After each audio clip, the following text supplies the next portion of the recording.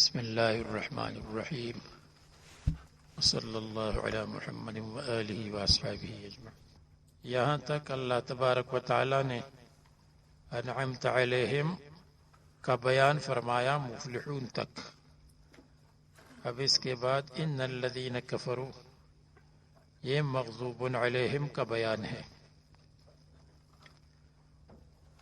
یا یہ کہیے کہ سب سے پہلے اللہ تعالیٰ نے ان کو بیان کیا جو مؤمن ہے ظاہراً و باطناً۔ اب ان الذین کفروا میں ان کا ذکر ہے جو کافر ہے ظاہراً و باطناً۔ اس کے بعد اللہ تعالیٰ بیان فرمائیں گے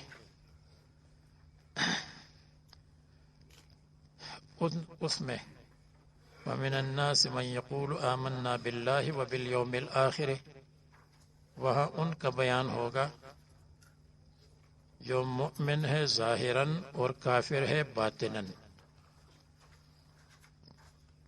منافق تو ان الذین کفروا میں پکے کافروں کا ذکر ہے۔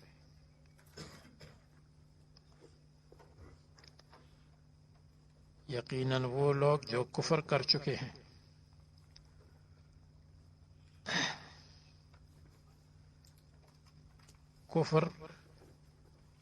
کفر عدم التصدیق بما جاء به النبی صلی اللہ علیہ وسلم،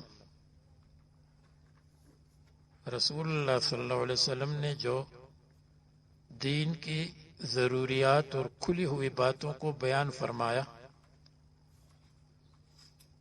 اس کی تصدیق نہ کرنا اور تکذیب کرنا، تصدیق نہ کرنا یا تکذیب کرنا، اس کو کہتے ہیں کفر۔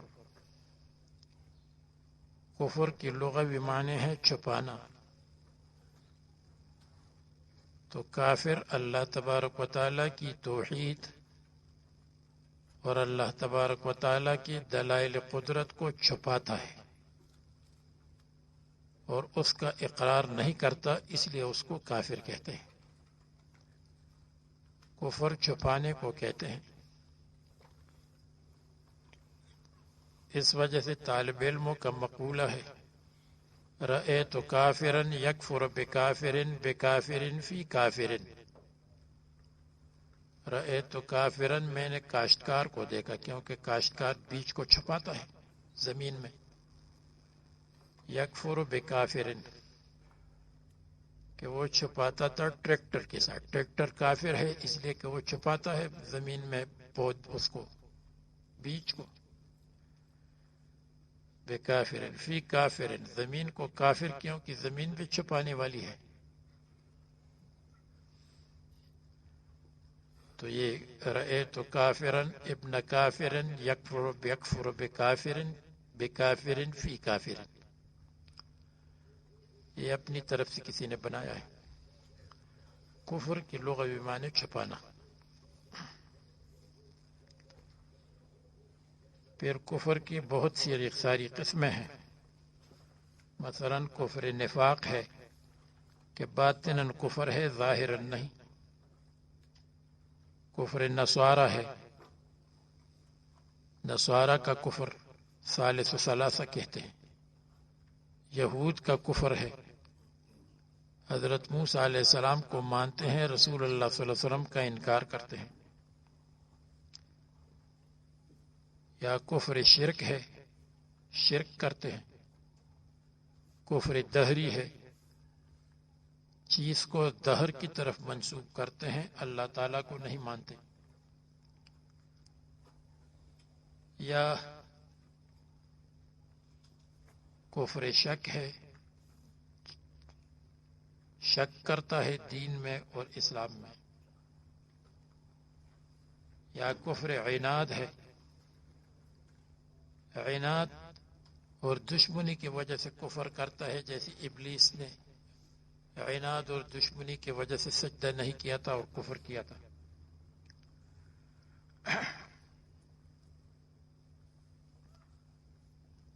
اور کفر جحود ہے،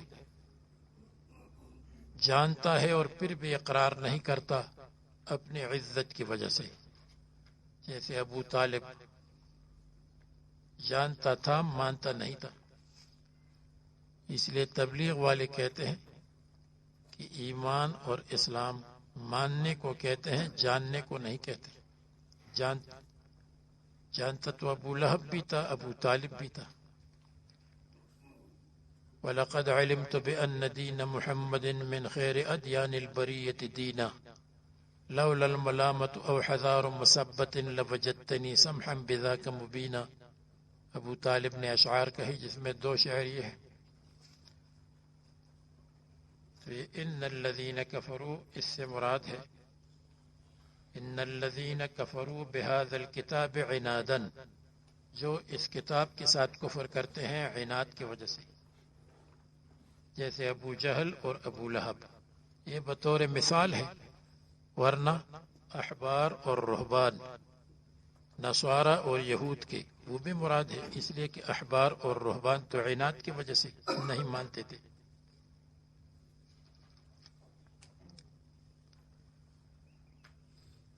سواء علیہم اانذرتہم، ان پر برابر ہے آپ ان کو ڈرائیں یا نہ ڈرائیں.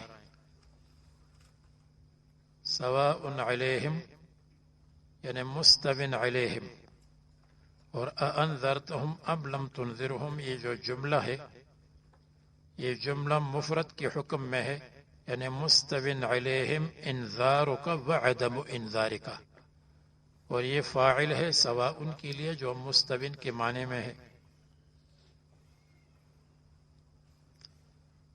یا سواء علیہم یہ خبر ہے مبتدا محذوف ہے. سواء علیہم الامران، الامران مبتدا، اور انذرتہم ام لم تنذرہم یہ امرین کا بیان ہے، جملہ بیان ہے.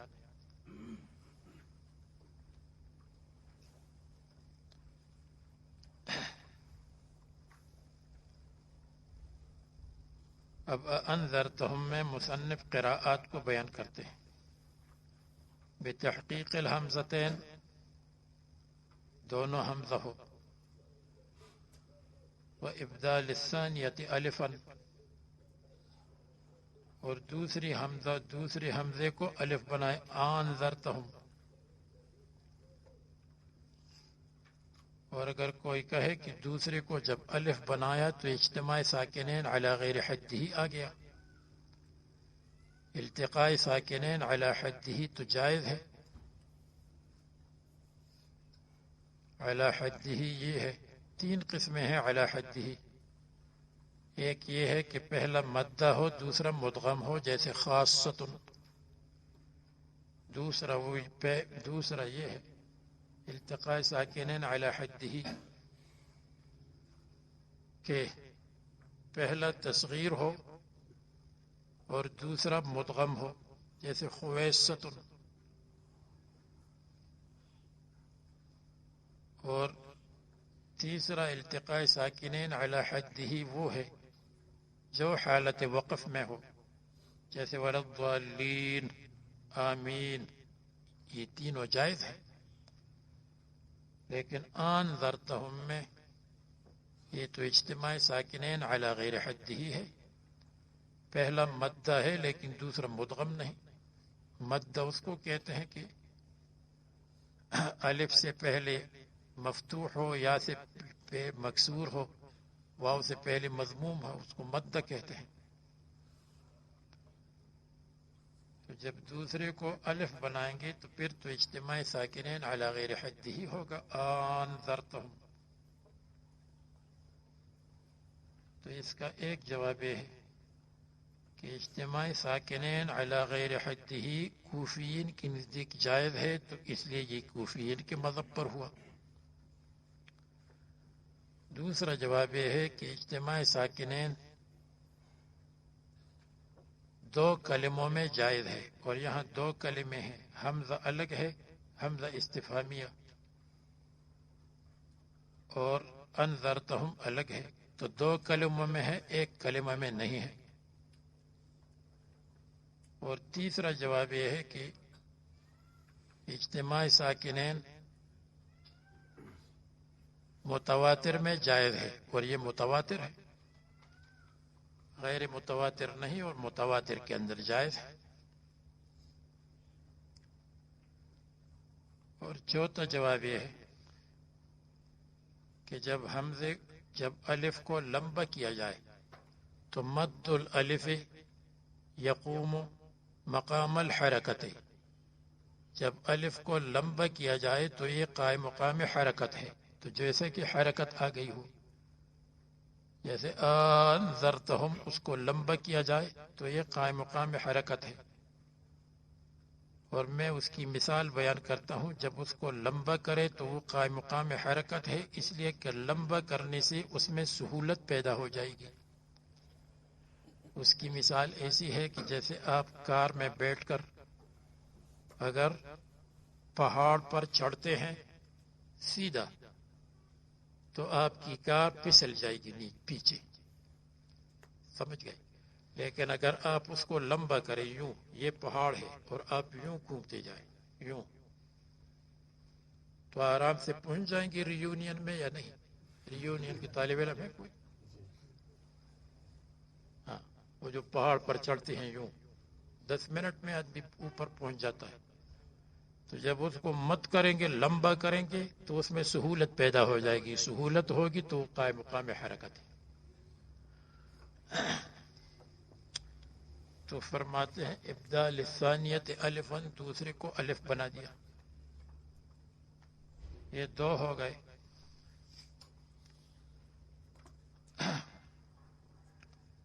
وتسہیلها، اور تسہیل الحمزہ، یعنی دوسرے حمزے میں تسہیل کرے کہ اس کو حمزہ کی مخرج اور حمزہ کی حرکت کے مخرج میں پڑھ لے۔ حمزہ کے اوپر جو حرکت ہے، جیسے کسرہ ہے تو یا مناسب ہے،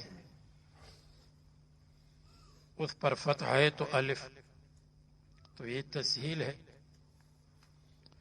کہ اس کو حمزہ کو پڑھ لے حمزہ کے مخرج کے درمیان اور حمزہ کی حرکت والے حرف کے درمیان۔ وَإِدْخَالِ أَلِفٍ بین المسخلۃ والأخرى، اور چوتھی قرات یہ ہے کہ الف کو داخل کریں تسہیل والے حمزہ کے درمیان، نمبر 2 والأخرى، اور پہلے کے درمیان، پہلے حمزہ اور تسہیل والے کے درمیان الف کو داخل کریں۔ وترک التسہیل، اور تسہیل کو چھوڑ دے اور الف کو لائے، مع ابقاء الالف، یہ جلالین کے آخر تک جہاں دو حمزہ آتے ہیں تو مصنف اپنے استاد کی تابعداری میں یہی عبارت لاتے ہیں، اور اس عبارت نے ان قراءات کو مشکل بنایا ہے۔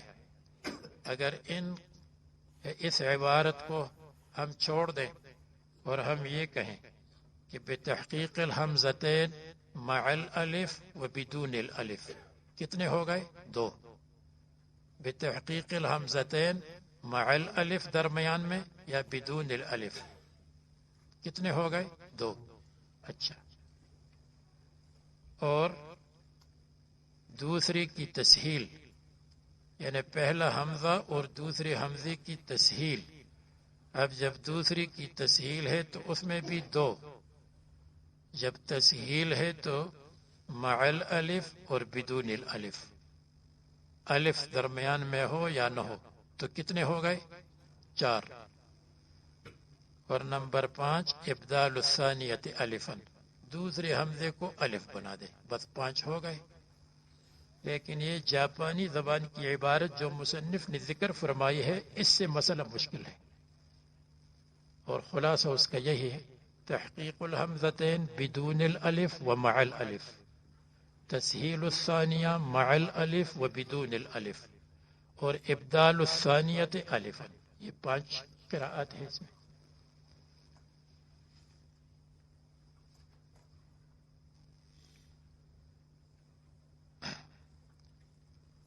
یقیناً کافر لوگ ان پر برابر ہے، آپ ان کو ڈرا دیں یا نہ ڈرائیں۔ اگر کوئی اشکال کرے پھر تبلیغ کا مقصد کیا ہے، تبلیغ کیوں کرنا چاہیے، تو جواب یہ ہے کہ علیہم آیا ہے، ان پر برابر ہے، اس لیے کہ وہ ماننے کے لیے تیار نہیں ہے۔ آپ کے اوپر برابر نہیں ہے، آپ کو تبلیغ اور دعوت کا ثواب ملے گا، اس لیے تبلیغ بیکار نہیں ہے، مبلغ کو فائدہ ملتا ہے۔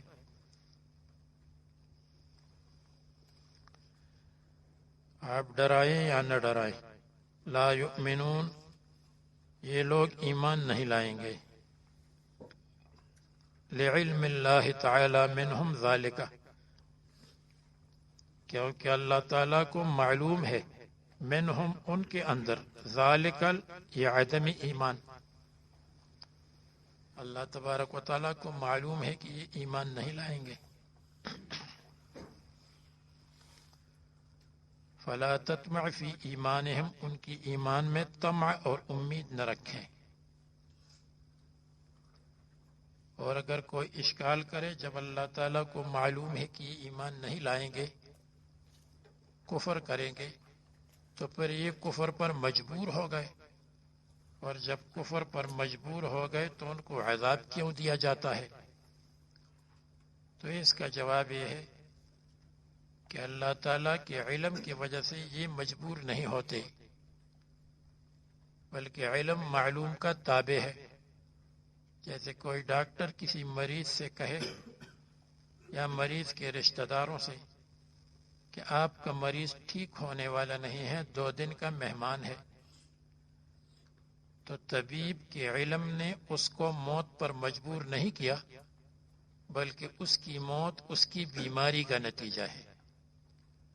اسی طرح اللہ تعالیٰ فرماتے ہیں کہ یہ ایمان نہیں لائیں گے، تو ان کا ایمان نہ لانا اللہ تعالیٰ کے علم کا نتیجہ نہیں، ان کا ایمان نہ لانا ان کے عناد اور ان کی مستی اور سرکشی کا نتیجہ ہے۔ علم کی وجہ سے کوئی مجبور نہیں ہوتا۔ اس کی مثال ایسی ہے کہ جیسے لکھا ہوا ہے کہ فلان جگہ میں بس یا ٹرین یا پلین 10 بجے چلے گی، تو یہ 10 بجے اس کا چلنا، یہ جو اعلان ہوا ہے، اعلان نے اس کو مجبور نہیں کیا، بلکہ اس کا چلنا اس کے ڈرائیور کے اور کیپٹن کے اختیار پر ہے، وہ اپنے اختیار سے چلائے گا۔ تو علم معلوم کا تابع ہے، علم معلوم کے لیے سبب اور علت نہیں ہے۔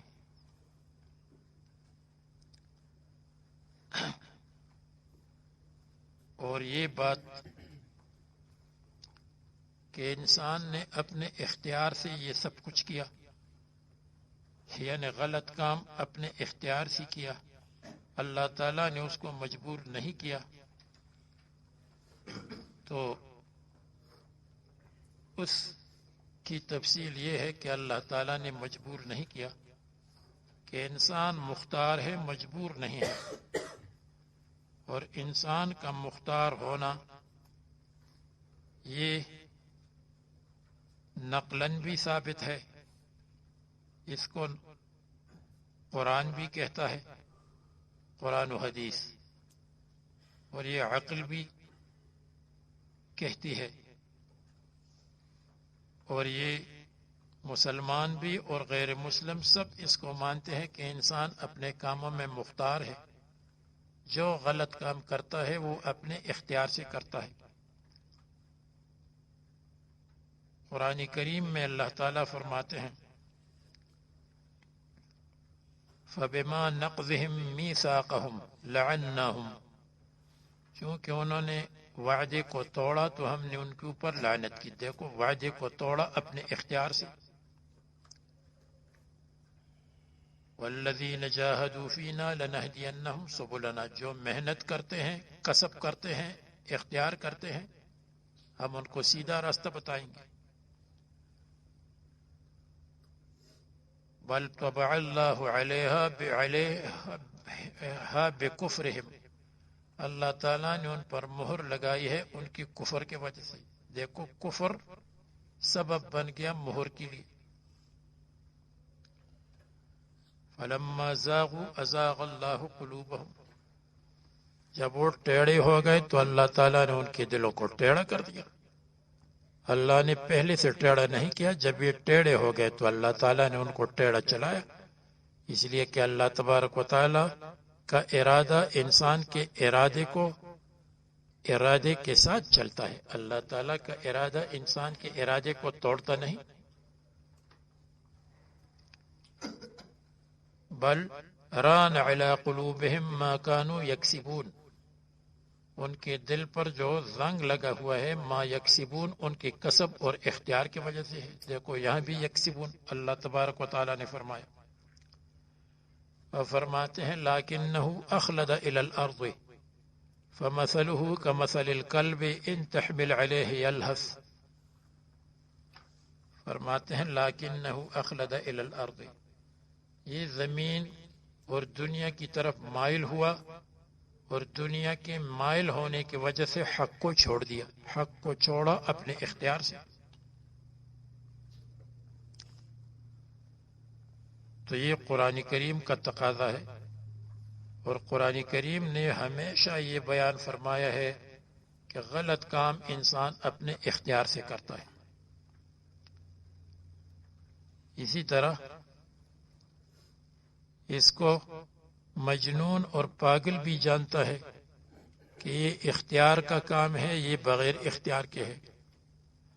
اس لیے اگر پاگل کو آپ نے پٹائی کی تو آپ کے خلاف کھڑا ہو جائے گا، کیوں میری پٹائی کی. اور اگر اس کے اوپر چھت گر گئی یا اوپر سے اس کے اوپر شاخ گر گئی تو وہ درخت پر غصہ نہیں کرے گا، اس لیے کہ اس کو معلوم ہے کہ درخت کی شاخ بے اختیار ہے اور انسان اختیار والا ہے. مجنون یہ بات سمجھتا ہے. اور عقل کا بھی یہ تقاضا ہے، عقل بھی یہ کہتی ہے، عقل کا تقاضا یہ ہے کہ فرق بین حرکت المرتعش وغیر المرتعش. اگر ایک آدمی کو رعشہ فالج کی بیماری ہے اور اس کا ہاتھ کانپتا ہے تو اس کانپنے میں اور اس کانپنے میں کہ آدمی خود اپنے ہاتھ کو ہلاتا ہے، دونوں میں فرق ہے. یہ عقل کا تقاضا ہے.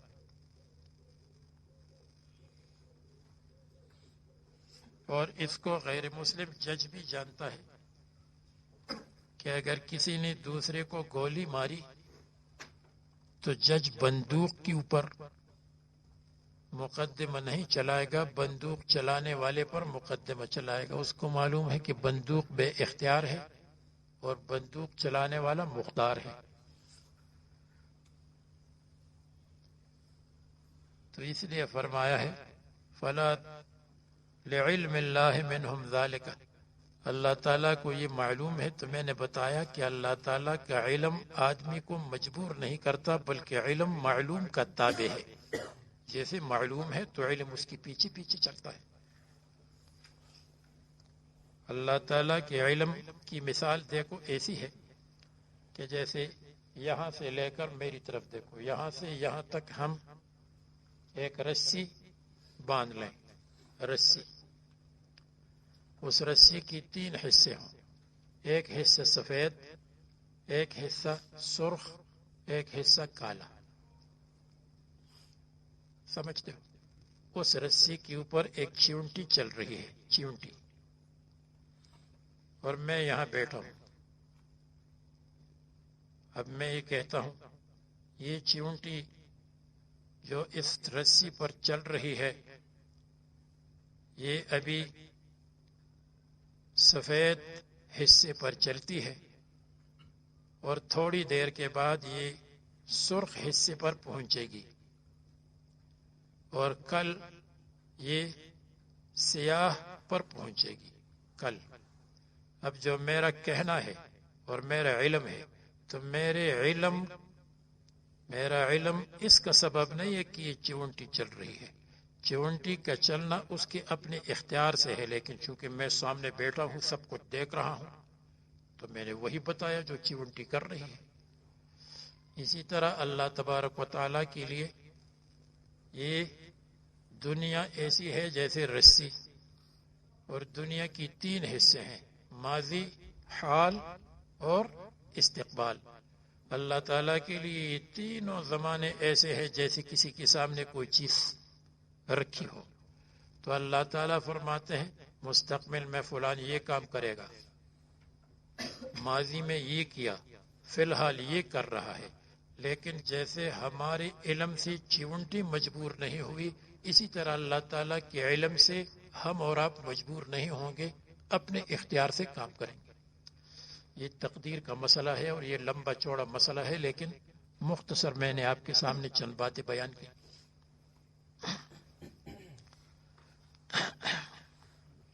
حضرت علی سے کسی نے پوچھا مت تقدیر، اس نے کہا بحر عمیق فلا تلجہ، پھر کسی نے ایک عمیق دریا ہے اس کے اندر مت گھسو، پھر ان سے پوچھا مت تقدیر، اس نے کہا طریق، حضرت نے فرمایا طریق مظلم فلا تسلکہ، اندھیرا راستہ ہے اس پر مت چلو۔ پھر کسی نے پوچھا، انہوں نے فرمایا سر اللہ قد جہل علیک فلا تفتشہ، اللہ تعالیٰ کا راز ہے، اس کو زیادہ، اس کی تفتیش میں زیادہ مت پڑو۔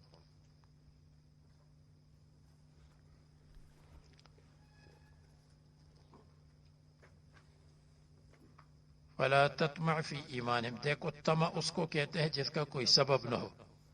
آپ ایمان کی طمع نہ کریں اس لیے کہ اسباب ان کے پاس نہیں، انہوں نے اپنے آپ کو برباد کیا ہے۔ اور انذار کس کو کہتے ہیں؟ اعلام مع تخویف، انذار کے معنی ہے خبر دینا ڈرانے کے ساتھ، خبر بھی دے اور ڈرائے بھی۔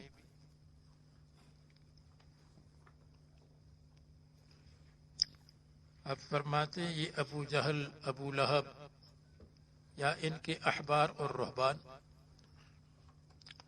ختم اللہ علی قلوبہم وعلی سمعہم، اللہ تعالیٰ نے مہر لگائی ہے ان کے دلوں پر، تو ان کے دل اور عقل میں بات نہیں اترتی۔ اللہ تعالیٰ نے مہر لگائی ہے ان کے کانوں پر، حق کو قبول نہیں کرتے۔ وعلی ابصارہم غشاوۃ، اور ان کی آنکھوں پر پردہ ہے، تو آنکھوں سے حق کو نہیں دیکھتے، اور ان کے لیے عذاب عظیم ہے۔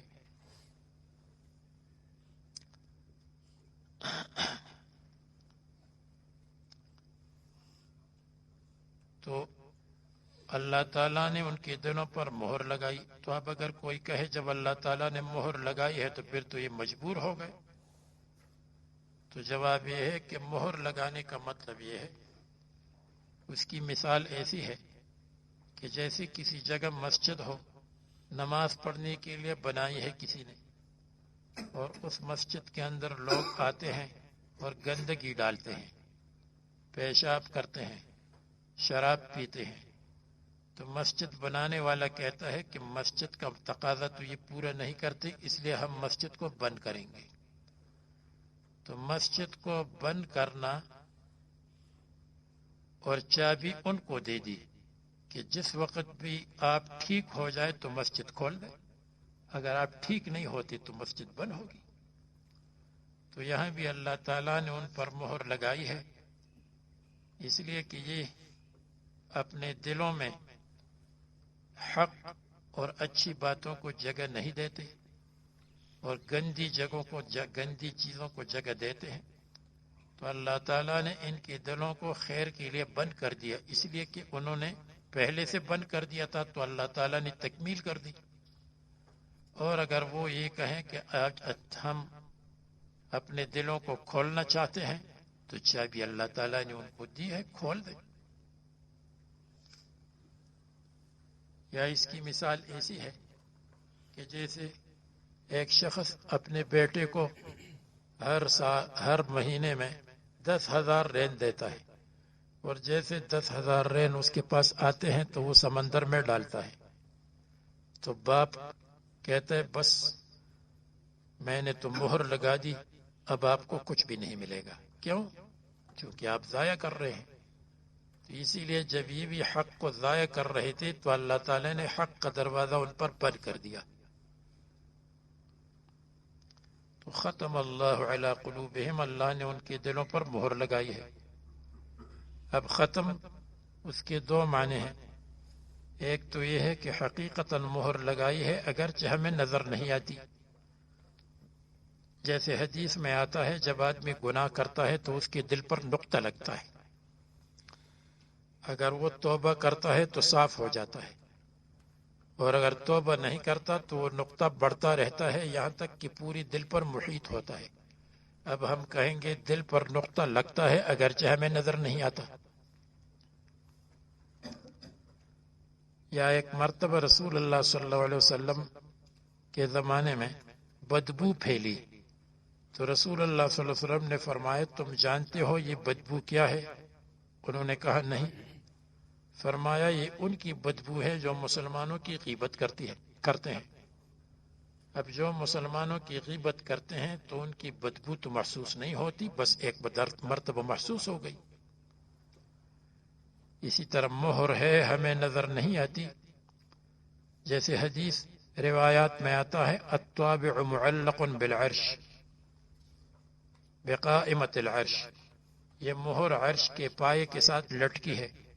فَإِذَا انْتُهِكَتِ الْحُرْمَةُ، جب دین کی بے حرمتی ہوتی ہے، وَعَمِلَ بِالْمَعَاصِي تو وَاجْتَرَأَ عَلَى اللَّهِ اور آدمی جرت کرتا ہے تو بَعَثَ اللَّهُ الطَّابِعَ فَطَبَعَ عَلَى قَلْبِهِ، اللہ تعالیٰ مہر کو بھیجتے ہیں اور مہر لگ جاتی ہے اس کے دل پر۔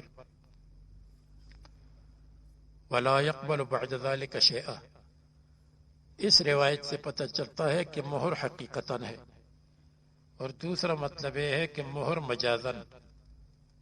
مجازن کا مطلب یہ ہے کہ اللہ تعالیٰ نے ان کے دلوں میں پر مہر لگائی ہے، یعنی ان کے دلوں میں سے جو شر ہے وہ باہر نہیں نکلتا اور باہر کی خیر ان کے دلوں میں نہیں پہنچتی، جیسے کسی لفافے پر مہر لگائی جائے تو جب تک مہر ہوگی تو اندر کی چیز باہر نہیں آتی، باہر کی چیز اندر نہیں جاتی۔ تو ختم کا مطلب یہی ہے کہ ان کے دلوں کا شر باہر نہیں آتا اور باہر سے خیر ان کے دلوں میں نہیں جاتی، اسی کو کہتے ہیں ختم۔ کیونکہ جب کسی چیز پر مہر لگائی جاتی ہے تو اس کا مطلب یہ ہے کہ اندر کی چیز باہر نہیں آئے گی جب تک مہر ہو، اور باہر کی چیز اندر نہیں جاتی۔ وہ پاکستان میں جب وفاق کے امتحان میں ہم جاتے تھے، وفاق المدارس، تو جو پرچے ہیں اس کے اوپر مہر لگی ہوتی ہے، پکی مہر، موم والی مہر، تو طالب علموں کو دکھاتے دیکھو بھائی یہ آپ کے پرچے ہیں، اس پر مہر لگی ہے، کسی نے اس کو چھیڑا نہیں، آپ کے سامنے ہم کھول دیتے ہیں، پرچے تقسیم کرتے ہیں۔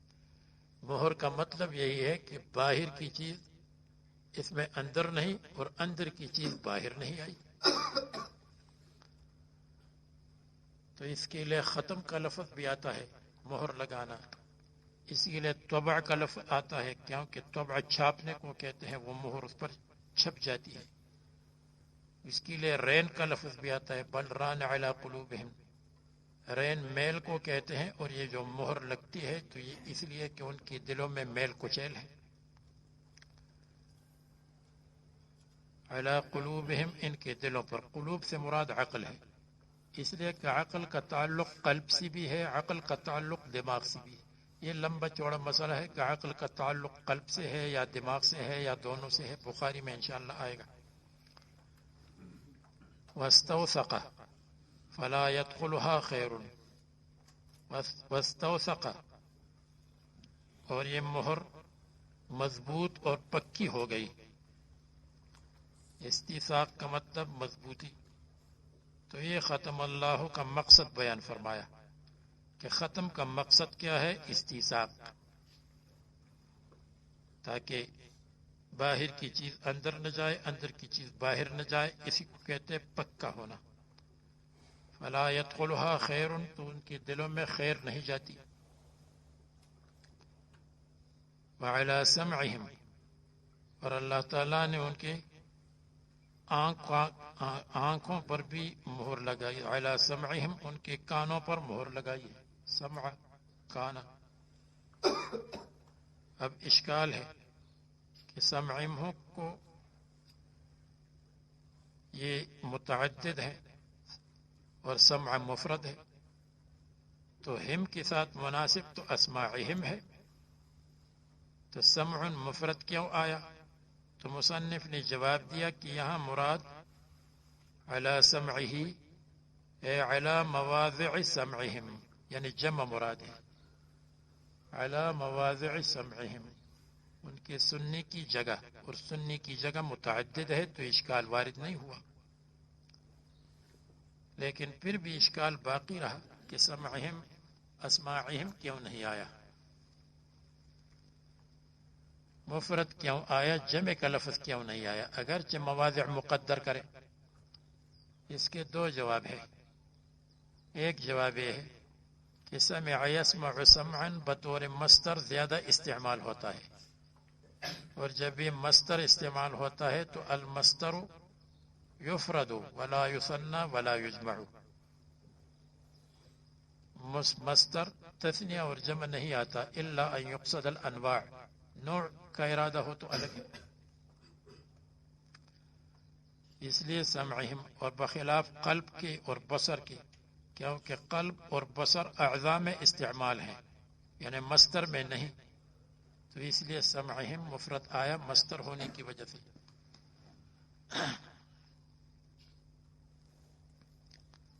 دوسرا جواب یہ ہے کہ علی سمعہم مفرد اس لیے آیا کہ جو قلوب ہے، قلوب سے مراد عقول ہے، تو عقل مختلف چیزوں کا ادراک کرتی ہے، مختلف چیزوں کا، محسوسات کا ادراک، معقولات کا ادراک، معلومات کا ادراک، ماضی کی چیزوں کا، مضاری کی چیزوں کا، مستقبل. تو وہاں جمع آیا. اور ابصارہم آنکھ ہے، تو آنکھیں بھی مختلف چیزوں کو دیکھتی ہے، ذات کو دیکھتی ہے، ایک رنگ کو، دوسرے رنگ کو، تیسرے رنگ کو، اندھیرے کو دیکھتی ہے، روشنی کو دیکھتی ہے، بخلاف سمع کے. السمع کان لا يتعلق الا بالکلام، وہ صرف کلام سنتے ہیں، اور کلام ایک ہے. کلام تو اگرچہ کلام میں مختلف قسم ہے، اچھا کلام ہے، برا کلام ہے، لیکن ہے تو سب کلام. تو چونکہ سمع کا تعلق کلام سے ہے اور کلام ایک ہے اور ہر جانب سے سنا جاتا ہے، تو اس لیے مفرد آیا. وعلی ابصارہم غشاوہ، ابصار کے لیے ختم نہیں آیا اس لیے کہ جو آنکھیں ہیں وہ صرف آگے سے دیکھتی ہیں، اور آگے سے ممانعت کے لیے پردہ کافی ہے، تو اس لیے غشاوتن آیا، پردہ. غشاوتن کی تفسیر کے غطاء، یعنی یہ مشہور غیر مشہور لفظ مشہور لفظ کے ساتھ تشریح کی. فلا یبصرون الحق، یہ اشکال کا جواب ہے کہ ان کے کانوں پر مہر ہے، ان کی آنکھوں پر پردہ ہے، حالانکہ ان کے آنکھیں تو کام کرتی ہیں، کان بھی کام کرتے ہیں. فرماتے ہیں ٹھیک ہے، لیکن فلا یبصرون الحق، کانوں پر پردہ ہے، کان حق نہیں سنتے، یعنی حق قبول نہیں کرتے، اور آنکھوں پر پردہ ہے، دیکھتے تو ہیں لیکن حق کو نہیں دیکھتے، یعنی حق کو دیکھ کر قبول نہیں کرتے. تو یہ اشکال وارد نہیں ہوتا کہ کیسے اندھے ہیں، ان کی تو بڑی بڑی آنکھیں ہیں، بڑے بڑے کان ہیں. فرمائے حق کو نہیں دیکھتے، حق کو نہیں سنتے. وَلَهُمْ عَذَابٌ عَظِيمٌ، ان کے لیے عظیم عذاب ہے، اس لیے کہ ان کا کفر عظیم ہے، قوی ہے، عناد ہے، ظاہراً باطناً، اس لیے ان کے لیے عذاب بھی عظیم ہے. قوی اور دائم، عظیم کی دو صفات ہے، قوی ہے ذات کے اعتبار سے اور دائم ہے زمانے کے اعتبار سے. اس لیے کہ اگر قوی ہو لیکن تھوڑی دیر کے لیے ہو تو پھر بھی عظیم نہیں ہے، اور اگر دائم ہو لیکن ہلکا ہو تو پھر بھی عظیم نہیں۔ تو عظیم وہ ہے کہ قوی کوالٹی میں اور دائم ہو زمانے کے اعتبار سے۔